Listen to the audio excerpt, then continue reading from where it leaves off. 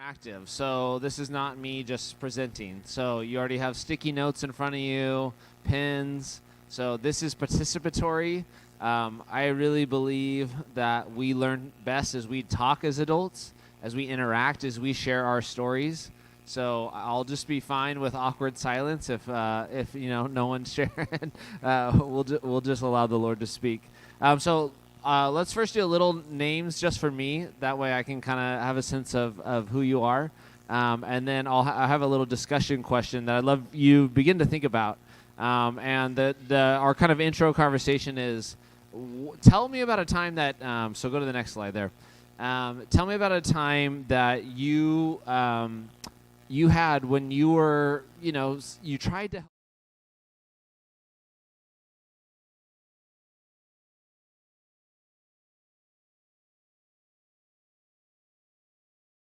be with a family member.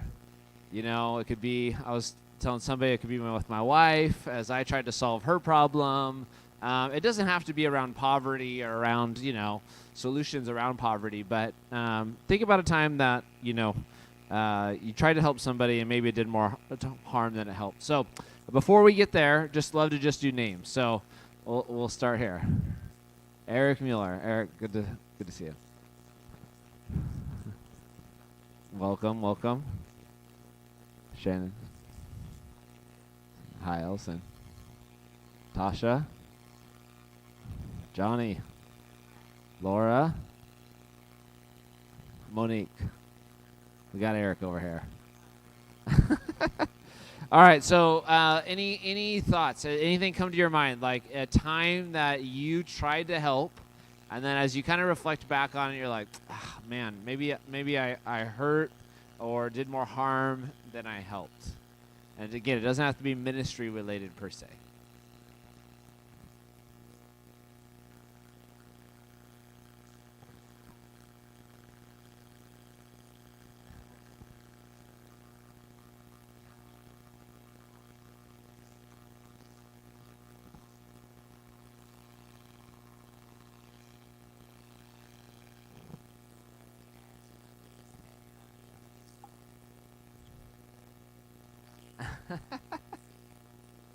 They were around like they needed care issues or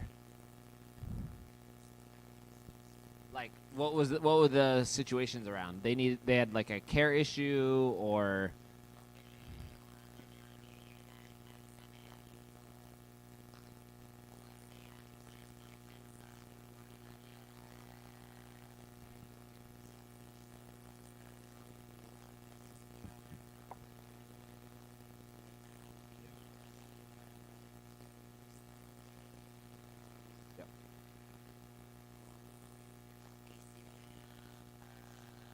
yeah.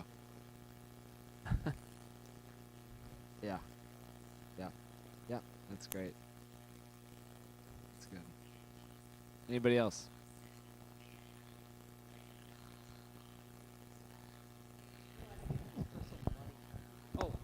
Should I give this person money? And, once we moved to Fresno and we heard over and over and over that money is probably not the right resource to give to the individual, give it to the organizations that help and try to drive that help. So, there's just been a lot of times where I'm conflicted on, is this person going to use this for drugs or do I even judge what they're going to use it for and just give the need to the need? Yeah. Totally. So I still struggle with that scenario, but sometimes they're probably not going to use it for food. Yeah. And I just have to realize that that's not going to be used for the purpose that they're saying they need the money for. Yep. Totally. So that's good. it's a hard one. Yeah. Thanks, Eric. Maybe one other person. You got a story you tried to help, recognize, oh, maybe that was not as helpful as I thought it was. Yeah. Oh my gosh. So working with kids, volunteering with kids in a neighborhood school. A boy told me the scenario that sounded kind of iffy, about home life.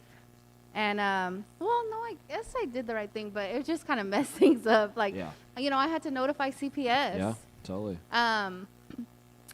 So the school is really small. Everyone knows each other. So this parent approaches me, and like, who called CPS? And I'm Yeah. like, oh my gosh. And she's like, it was, none of that was happening. Like, if they would have just talked to me, Yeah. like, he was just trying to get attention. This was not happening. Yeah. And it was true. None Yeah. of what the boy said was really happening. Yeah. And we got to the bottom of things. Yeah. But it was just like, oh my gosh. Like, Yeah. because we were all close, I could have maybe just started a conversation like, Yeah. hey, so what's going on, instead of, jumping to CPS. Yeah. But I also know CPS is, you have to do it. Yep. But yeah, it could have been solved by talking too. Totally. That's really good.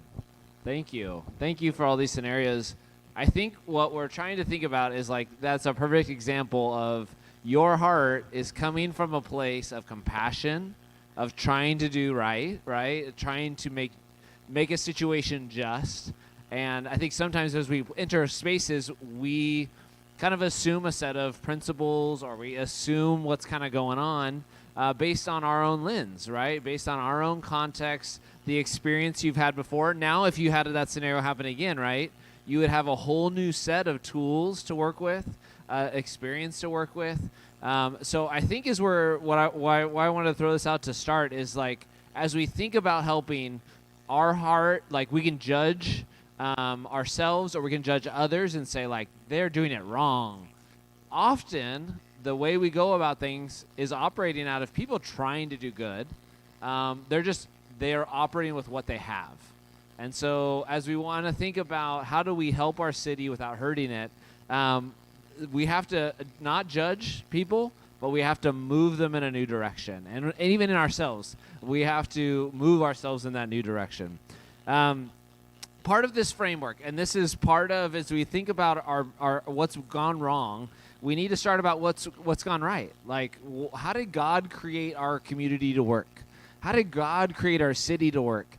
This idea comes from When Helping Hurts and from another author, but this idea is like, when we were created, God created us with 4 key relationships. So there's a connection with God that, you see that garden story, right? That like God breathes humanity into life and they're just walking with them. Like they're in relationship. There is no shame. Sorry, I keep forgetting. I changed it here. It's not magic. We're in relationship with God, right? There's deep connection, and there's a sense of unity and oneness with God. That there's also a relationship with creation, right? Adam and Eve get to walk in the garden. They get to speak and to name the created order. You get the sense in both, the creation and in the future, like you get to work, and when you dig something and you plant something, it just works. It's not back-breaking labor. It's not exhausting. It's not tiring. There's no oppression. That creation's just good. Everything's good. We don't abuse and see creation falling apart. With others, Adam and Eve were in one relationship, right? There was no shame. There was connection and intimacy with the other people, and then with yourself, like that. There's a sense of like they're known. There's no shame. There's no hiding. There's no self-doubt or self-hatred, or even like like there's a sense of being known. We know that's not our current lived experience, though, right? Like our current lived experience is not that. So all those 4 key facets are broken. So as we look in society, as we see our own culture, right, there's a brokenness between God. That there's a sense of disconnection, where we either are further disconnected from God, or we think we don't need God, right? Like there's a separation there. That there's a poverty with others, that we are disconnected from people. We don't trust one another. We're far away from folks. There's a disconnection from ourselves, that we, like you said, that we have self-harm, self-doubt, judgment, shame that overrides us. And that in our community, the creation is broken. So whether you see that in our economics and oppression, whether you see that in our environment, right, that there's a brokenness there. What I want to do is I want to think about these 4 relationships, and we're going to think about them through the lens of like class, because what happens when helping hurts is often you have people from different socioeconomic backgrounds coming together, and that's where the clash happens because they each have different brokenness. So here's what I want to do. You and maybe a partner around you are going to do this activity together. You have sticky notes. And I want you to think, and we're kind of going to, I'll create some categories up here on the board, but we're going to, could you go back one more, Eric? So I want you to think about these 4 key relationships, and I'll probably just put God, self, others, rest of creation on here on a sticky note. And I want you to think about with those sticky notes, you're going to have let's use the yellow ones. And what I want you to do is name and put the ways on these sticky notes that there is a brokenness, say, with people of low income with God. So write that on one sticky note. We're going to put that up here. Think about the way folks that are of lower income experience brokenness in creation. How does that interact in our society? How do they experience brokenness? How do people that are low income experience brokenness with others? How do people that are low income experience brokenness in themselves? And so you're going to put one on each sticky note, so one each on each individual one, and then we'll put it on the board. What we're going to do, we'll kind of reflect, see what we hear, and then we're going to do that with the blue ones, but for middle or high income folks. How do they experience the same brokenness? And what we're trying to examine is how does this play out culturally in our society, all right? Clear-ish? So just think about somebody that's low income, how do they experience, you're going to use the yellow sticky notes, how do they experience this brokenness in those relationships, all right? So like somebody that is of a lower income, article I read in the Bee recently. When you look at Southwest, downtown, Southeast, that there's actually a lower, there's less shade, less trees, and so they're actually hotter. So it's a hotter environment that is like all the hotter leads to bad outcomes, right? The hotter it is, right? So that's an experience that if you live in a lower income neighborhood, you actually have a hotter neighborhood. And that's a brokenness that lower income folks face in creation. Yeah. There's no right or wrong. This is just your take.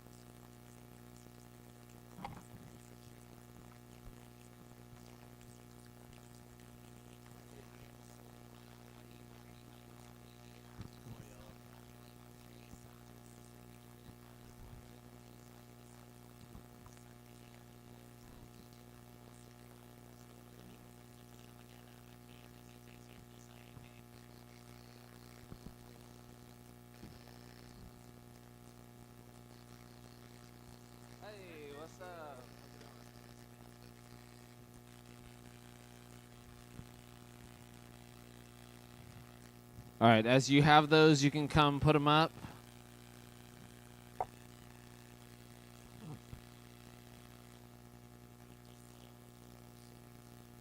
So there's one up here already that says a brokenness of self is of lack of sense of worth.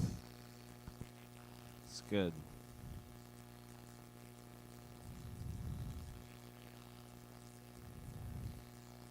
Yeah, you can just throw them up there. Yep, thank you. So maybe self.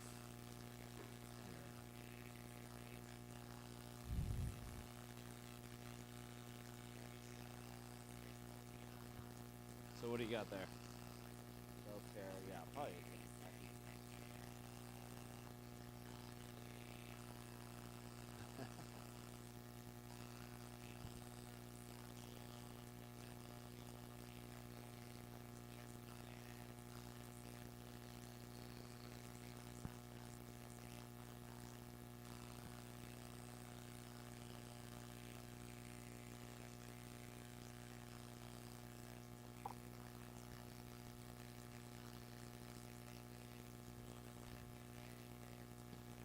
No, yeah, it's good. All right. Last call. If you got one, just throw it up here.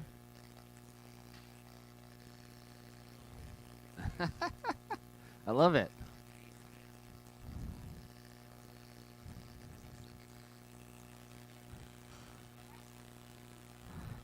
Oh, you skipped to the next one. We'll change it out. No, you're good. Just throw them up there, yeah.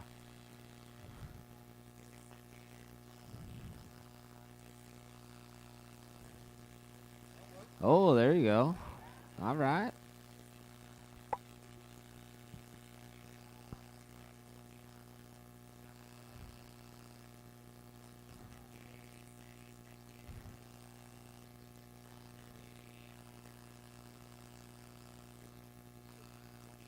All right. So we're thinking about, again, what happens as we get folks together, and we're thinking about how as we as people, we all have worth, we all have value, and as we come to the table to help somebody, we have a clash of cultures. We have a clash of brokenness. And so we're trying to examine the way brokenness manifests. And it's different, right? So folks that come from more of a low-income background, the brokenness of self that can be experienced, these are some of the ideas you all threw out.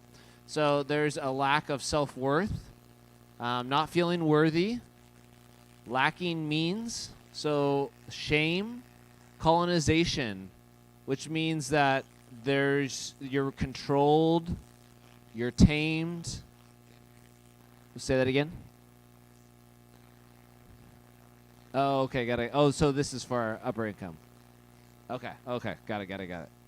I'm no one. So you have this sense right here. You guys named it really well. The sense of desperation or not even lacking value, right? So that's a experience people have. With creation, lack of green space, right? That's a large conversation. That things are. This is really good. Beautiful things weren't meant for me. So those are for those people. Those are disconnected things for other people. There's a disconnection with nature.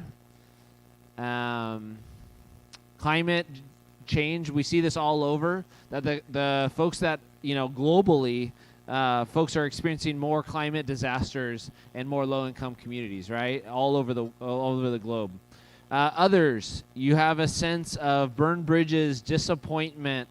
Let's see, bureaucratic obstacles, right? There's a sense that systems keep them from resources. With God, that he is too high to hear prayers. Does God see me? They feel forgotten. There can be a deeper trust in God's provision. There's a need for a deeper trust in God's provision. These are really good. You see some of the mindsets and the frames, all right? And now we want to think about somebody that's an upper income. How do they experience brokenness in these same 4 key relationships? What often happens is, I think, folks that we quickly other people that are low income, and we say they are experiencing brokenness. It's clear. What we don't see is we don't spend time to say that what is the brokenness that is manifesting and how then do these come together. So I want you to take the blue ones and write, let's spend 2 or 3 minutes, write how these 4 key relationships, how do people that are upper income experience brokenness in those 4 key relationships, all right? So we're going to put those back on these same kind of areas. So take some time. How do folks that are upper income experience brokenness in these 4 key relationships? Go.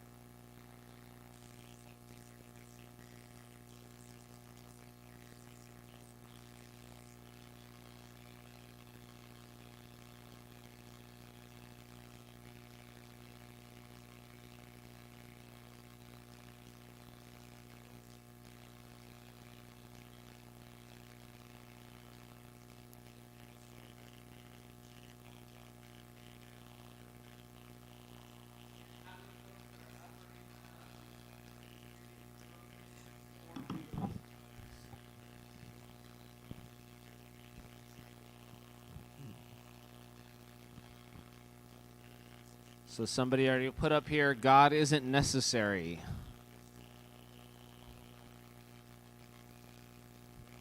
You have become your own God.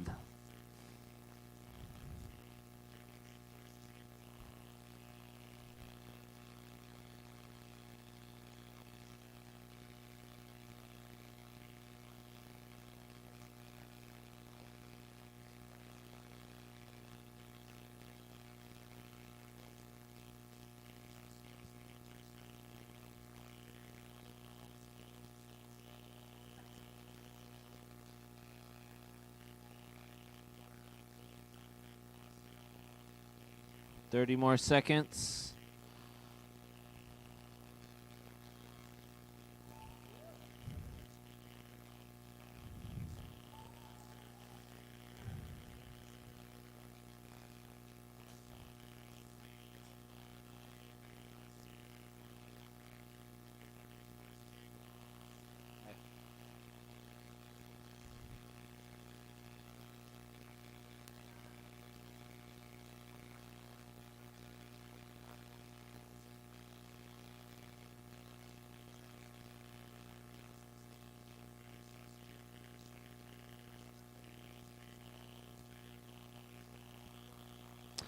All right, so let's look at these, some of your reflections. So again, for those of you just walking in, we're reflecting on these are the 4 key relationships God created us to operate within. That we are connected to ourselves, that we have a sense of self-worth and dignity, that we are connected to one another. We operate out of a relationship. That we're connected to creation, that from the ground, right, we have rootedness in the creation. We are in oneness. We steward that, and then we're connected to God. But we experience brokenness. It's not the way things should be. So we've already reflected on how are these 4 key relationships, how is brokenness experienced in these 4 key relationships? And now we're for low-income folks, and now we're reflecting on how does it experienced in high-income folks. So looking at this list, rest of creation, how do the upper income folks experience brokenness? There is a sense of exploitation, is what some of y'all said, that creation is for them. They're tempted to create God's creation as a commodity. There's, let's see. Yeah, it's there to consume. It's for them to consume. All right. So for others, well, how do the upper income folks experience brokenness in others? They dehumanize them. Others are there for what they want. There's disconnection, dishonesty, distrust. It's about competition, capitalist competition. We don't need anybody else. So there's actually a sense of like, I could do everything. I'm self-made, right? The American ideal of being a self-made man or woman, right? They're self-centered. I don't experience you as being a friend, all right? So that's the brokenness in others. Upper income folks, how do they experience the brokenness in themselves? There's a lie of superiority. They covet and refuse others. There's anxiety and performance anxiety. That's really good. Overinflated sense of self-worth. Yeah. Yeah.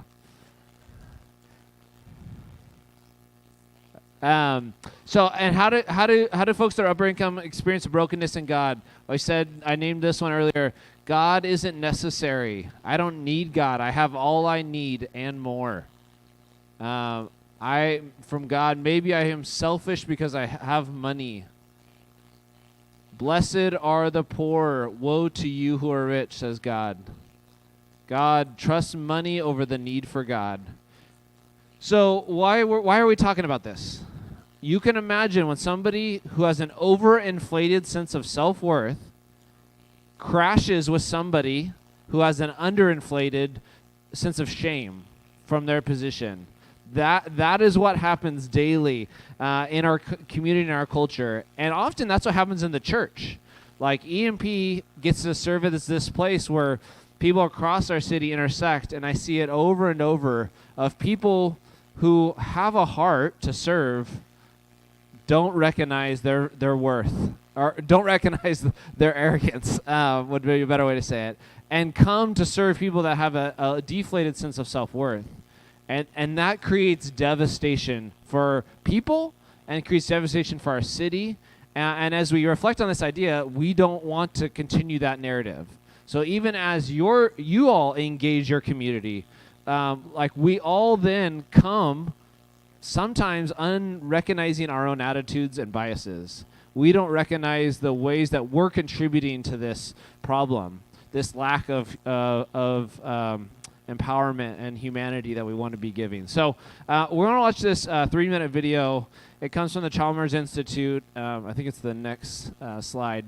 And really, I think what this gets into, this piece you all named here about shame, that shame's more the driver of what poverty is than just material possessions. It's so much deeper than just stuff. We'll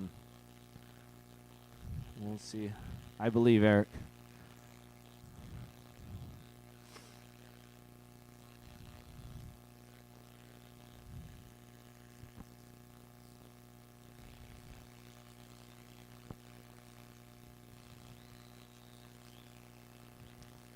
Did mean to hold. Whoa. Hey. Whoa.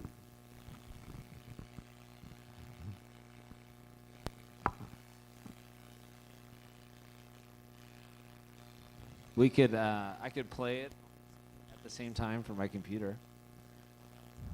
Do you want to press play at the same time?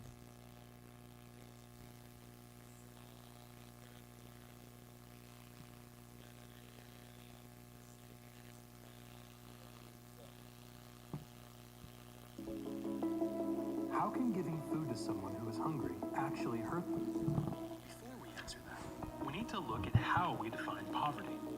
Many people define it as a simple lack of material things. Not enough food, money, clean water, medicine, or housing. But when you ask the materially poor to define poverty, you'll hear things like, I feel inferior, I feel ashamed, I feel powerless, I feel less than human, I feel like I cannot change my life. These feelings of shame, inferiority, and powerlessness are only made worse when we give handouts of food and clothing to them. No father's dignity is restored by seeing people providing things to his kids. things that he was unable to provide on his own. Poverty goes beyond the material and cuts to the core of how they view themselves, psychologically and socially. We often misdiagnose the problem or treat the symptoms instead of the underlying illness, and our help can actually be harmful, preventing them from getting better. That's when helping hurts. But the truth is, we are all poor. Everyone. We are all in need, because we all experience brokenness in the 4 fundamental relationships of life: our relationship with God, self, others, and the rest of creation. These relationships are the building blocks of life. It starts with our relationship with God, the one from which the other 3 flow. Our relationship with self. We are created in God's image and have a high calling to reflect God's glory. Our relationship with others. We are made to love one another, know one another, and encourage one another to follow God's calling. And our relationship with creation. God created us to be stewards, to manage the world and sustain ourselves. But because of the fall, sin entered the world, and all 4 relationships were broken. Our intimacy with God was replaced by a fear of God. Our relationship with self went from a sense of dignity to feelings of shame. Our relationship with others went from community to conflict. And our relationship with creation went from joyful work to toilsome labor. Everyone suffers from the effects of these broken relationships. So we are all impoverished in the sense of not experiencing these relationships as God intended. It may not always look the same across the world, but we all share the same desperate need for Christ, who offers hope that what is broken, both inside us and around us, will be restored. Yes, sometimes we do need to provide food to people, but poverty alleviation is so much more than that. It involves reconciling the broken relationships at the root of poverty. It means taking the hungry person by the hand and saying, "I'm hungry too, but I've found the bread of life. He can provide the lasting help that you and I both need." Until our view of poverty changes, any help we offer is likely to do more harm than good.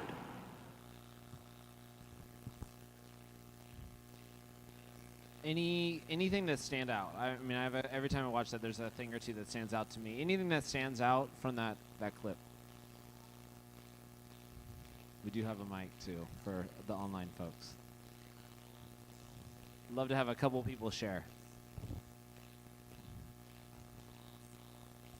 Thank you, Jessica. Yeah, the phrase about or the switch from joyful work to toilsome labor, because I think about work and I think about labor and I'm just like, oh, it's like all bad, it's all exploitative, but it's not. There's like joyful work that we get to do with the earth and with each other. There's like productive, creative work. So that was really cool to hear that reframed. That's good. Thank you. The line about it's about creating relationships stands out to me because it's not about the stuff. It's about it bringing people into the family of God, to a new set of relationships that can foster growth and connection. So stuff sometimes is helpful, right? But like with outside of relationship, like the wholeness that needs to get created cannot happen.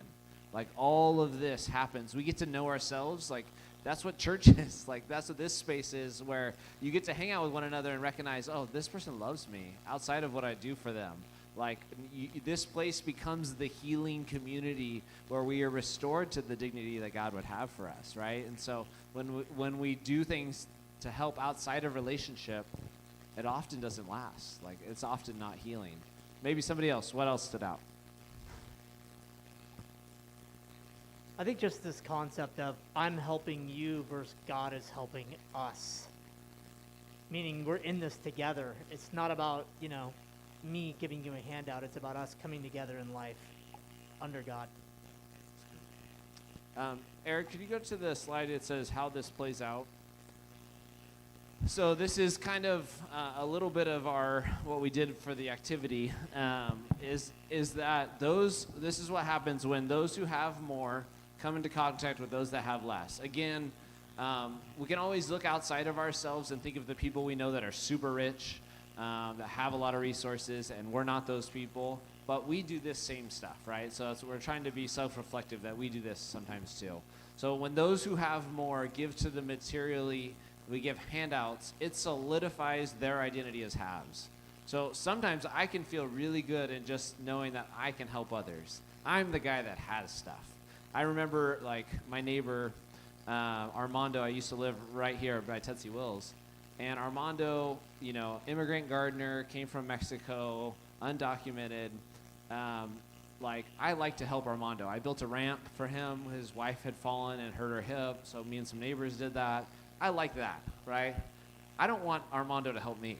Like, I had a tree I needed to cut down. I don't know how to cut down this 30-foot tree, buy a power line. Like, I'm out there, I'm like, I'm going to die. I'm going to shock myself to death. But the effort to go across the street and ask somebody that does this for a living to help me is like a monumental ask of my pride, of my identity, of my self-will. He was so glad to help me, and it was a great experience. But it's more often about solidifying my own pride and dignity, right? That was the hard thing for me to do.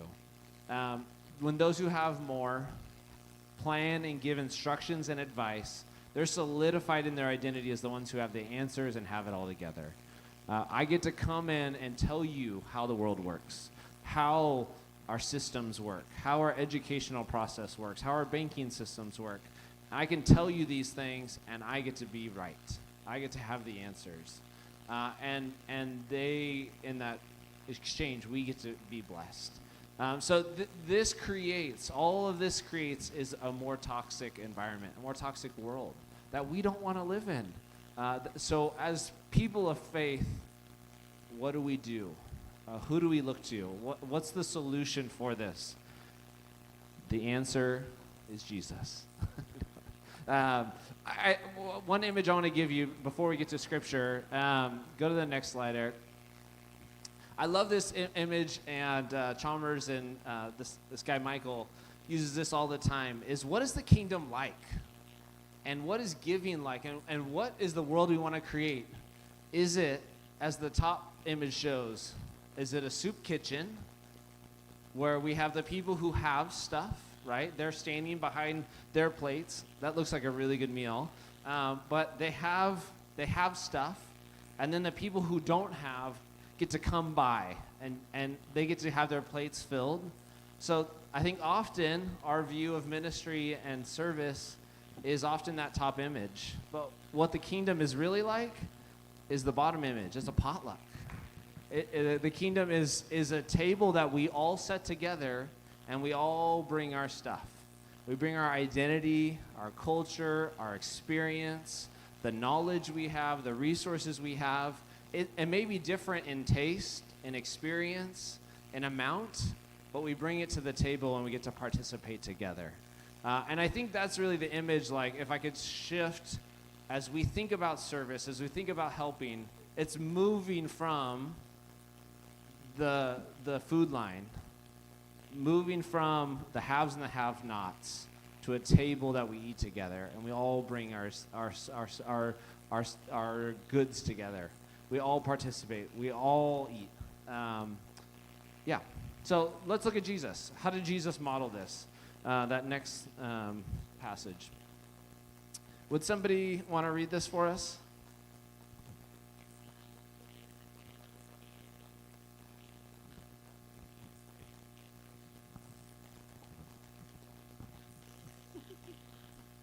Therefore,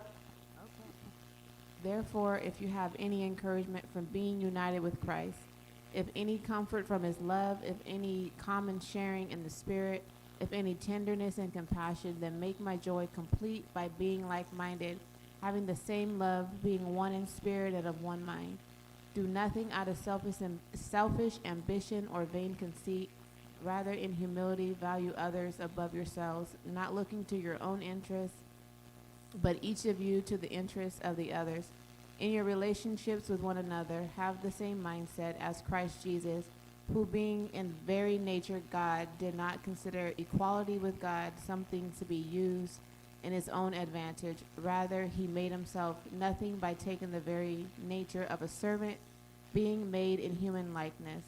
And being found in appearance as a man, he humbled himself by becoming obedient to death, even death on a cross. Therefore, God exalted him to the highest place and gave him the name that is above every name, that at the name of Jesus every knee should bow in heaven and on earth and under the earth, and every tongue acknowledge that Jesus Christ is Lord, to the glory of God the Father. I love this passage, and I think this is the frame at which we think about how did Jesus help without hurting. What do you see in Jesus? And the call to us as humans to be of one spirit, of one mind, to be like-minded, to give up for those that are think themselves up high, to give up their pride, their arrogance, the self-will, right? Like this is a call to death to some of these idols, some of these toxic ways that people have, that, you know, us that are upper class or us that are higher minded than the people we're serving, we need to die to those things. So when I see a homeless person and I'm thinking, how do I help them? I have more privilege, or I'm better, or I have more resources, whatever the arrogant thoughts that come into our minds. How do we allow this passage, how do we allow Jesus to crucify those? That we recognize we are just like them. We recognize the same humanity. And I think Jesus at the same space says those that feel crushed, those that feel abused, like you're of the same mind, you're of the same spirit. You have the same inclusion to God's table. And the call and the model of Christ is the continual call to humility, to obedience, and unfortunately to death. That's the Jesus way that we all get to walk in, our own death over and over. That we put our own pride, we put our own sense of self-importance on the table, and we sit at the table together. We're all part of that family, that potluck family together. And that God is remaking something in every interaction we have. He is calling us to interrelationship. Even part of this vision, right, is like that Jesus comes and embodies himself in our communities, in and through us. And that's then the invitation to us. Like, hey, have this same mind, have the same practice.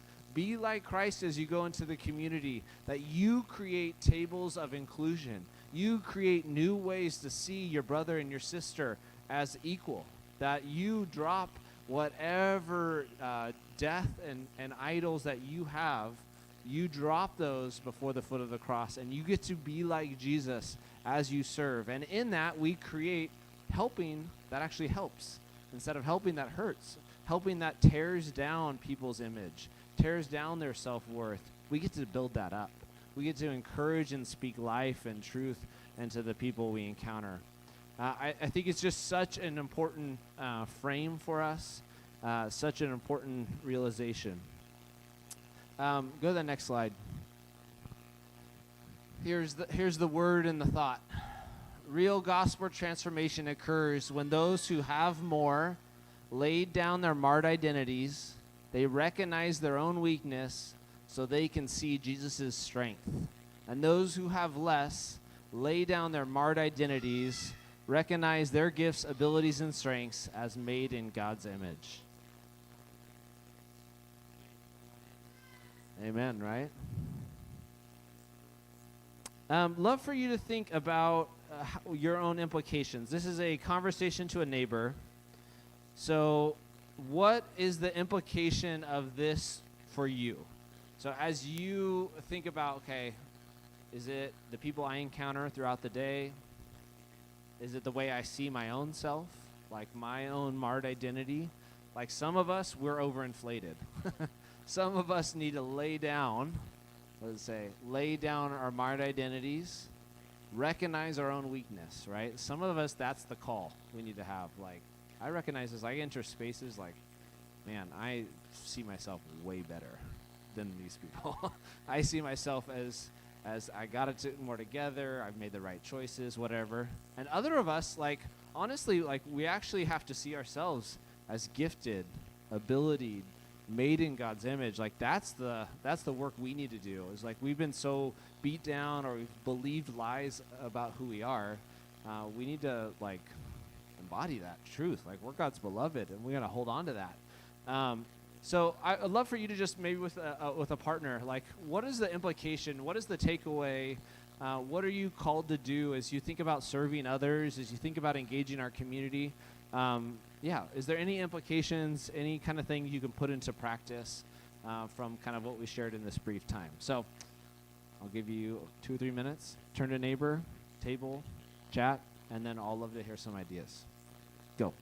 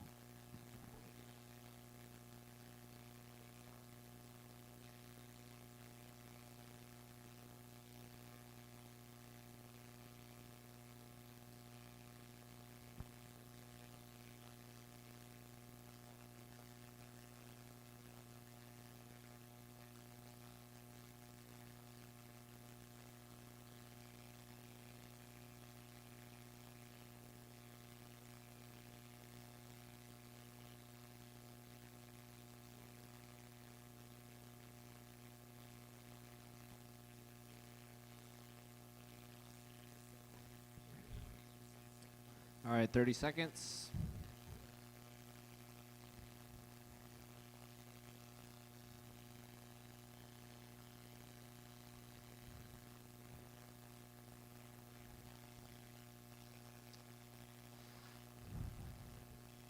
All right, anyone willing to share some of their thoughts and reflections? What did you all talk about? What are some implications for you or the communities you're in?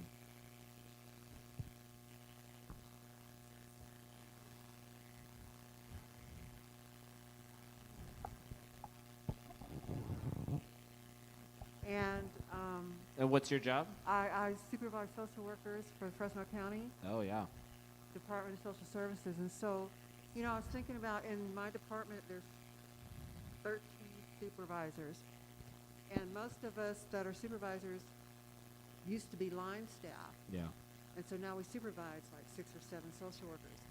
And I was thinking that, you know, sadly I have some colleagues that they don't have the ability to lay down how they've identified themselves as supervisors No. and consider what kind of line workers they were Yeah. in order to lead those people in their unit to be more productive Yeah. instead of lording over them. And then I think about the ones in their units And I have a couple in my unit that don't recognize their strengths. They've been social workers a long time. You know, they got it together. But they're not using that because they've been beat down so much, you know, that they won't even try to promote. You know, so that it really made me think about that. That's really good. I think what you named there is both that double tension, right? Like the beaten down sense of self-worth and overinflated. And then the new work that Jesus is doing is creating those reconciled relationships where each is making movement, and we each then come to a place of recognizing, you know, getting those 4 key relationships back as God intended, as when he comes back on this earth, that's what they're going to be like. And we get to work for that now. That's really good. Thank you for making it super practical. What else? 1 or 2 more.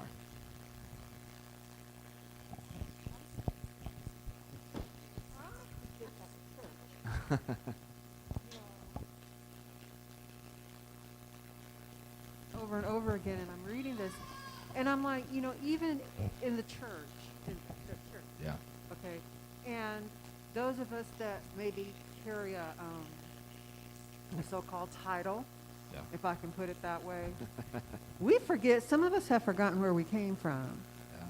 And we get this title, or we're elevated to a whatever you want to call it, and we don't recognize that we are still that blood-washed believer. Mm-hmm. And, you know, if our mission, if our job, if our call is to strengthen those in the body of Christ and to lead people to Christ, some of us have to separate ourselves from that title that we think we have, and we move and we breathe in, and build up those who don't recognize that in themselves, who, even though they've confessed Christ, don't really feel, you know, that they've been redeemed. And I think about it, and that saddens me because I see it all the time.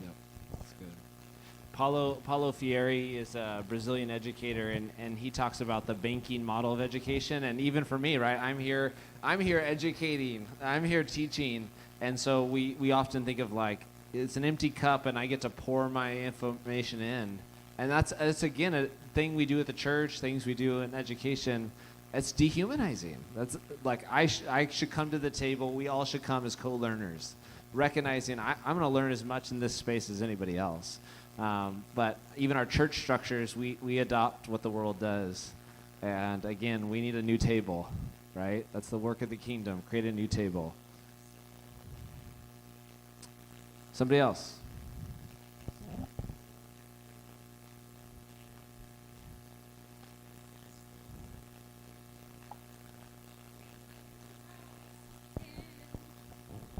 Can you hear me? Thank you.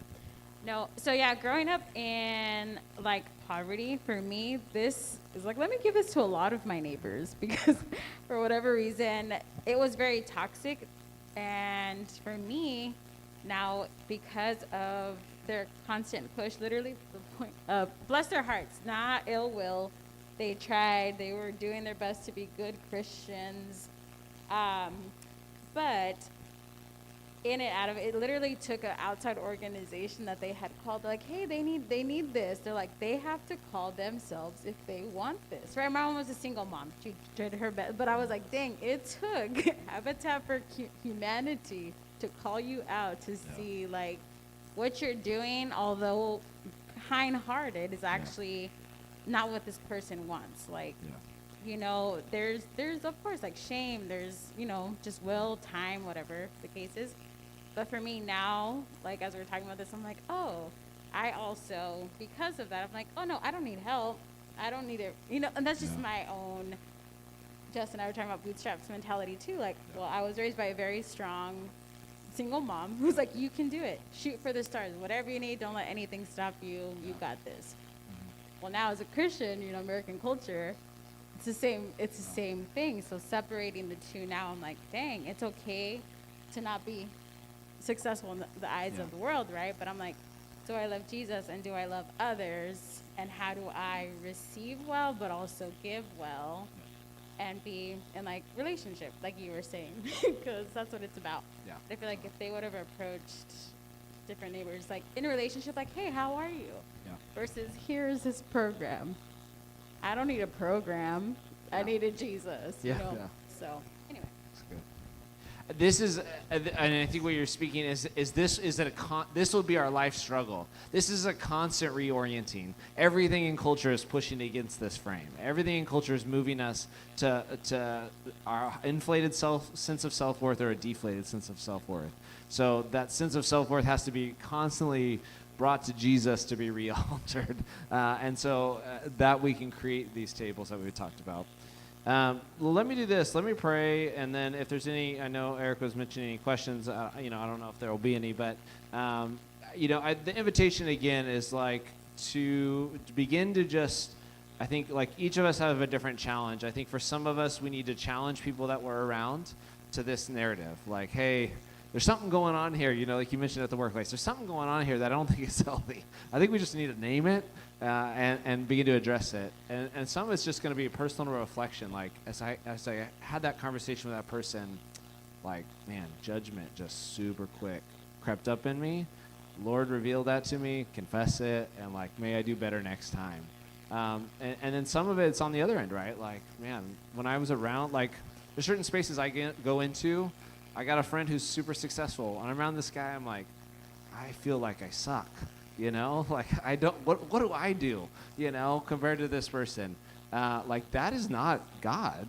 That is not what I need to, so I need to re-alter my expectations. So we all have our different challenges, but may the Lord shape us to be people that create these potluck tables, right? Now let me pray. Lord, we confess that we are broken in some way. No matter how much we have or don't have, that the fall, that the brokenness in our story has shattered these relationships with you, with ourselves, with others, and with our creation.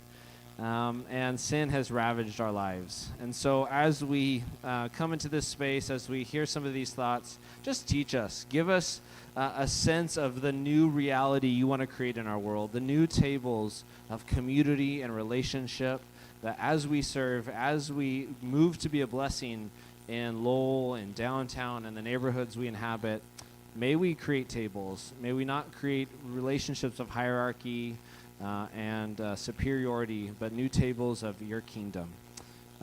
May you restore us into that right relationship with you, with others, with our creation, and even with ourselves. Help us to do this work. Help us to walk as you humbly walked into this world, and use us, Lord.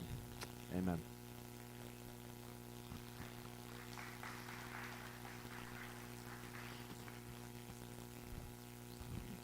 Yeah, let's one more round of applause for Brother Andrew. Thank you so much.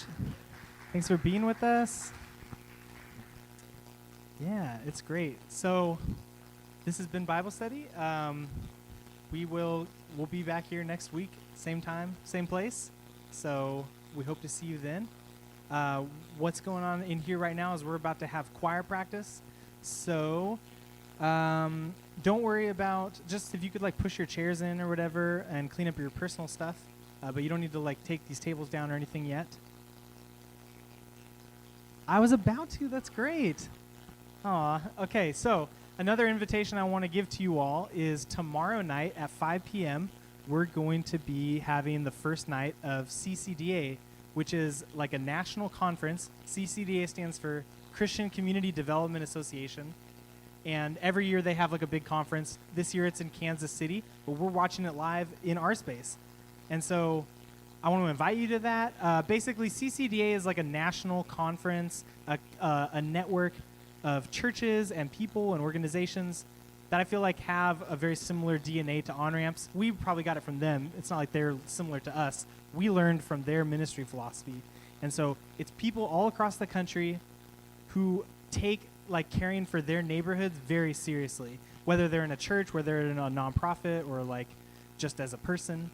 This is like a network of people who are really committed to holistically seeing shalom happen in their neighborhoods. and especially like neglected, underserved neighborhoods across the country. So I want to invite you. It's free if you come tomorrow evening, and then we can give you the schedule for the rest of the week because it goes till Saturday. But you can pop into whichever aspect or part you want. So just come join me. I'll be hunkering down up there the whole next few days. So come join me. Keep me company. Someone else had an announcement? Yes. If you come during the daytime, like basically between 1 and 4 during the days, those are the breakout sessions, and we're charging $5 a day for that. So you can go to the whole conference all day for between Wednesday and Saturday for $10. But if you come in the evening sessions, they're free. So, yeah. Oh, I don't know. Were you giving away these pens? Okay, yes. Take a free EMP pen. Oh, we don't have on-ramps pens. I'm sorry. All right, family. Have a great night.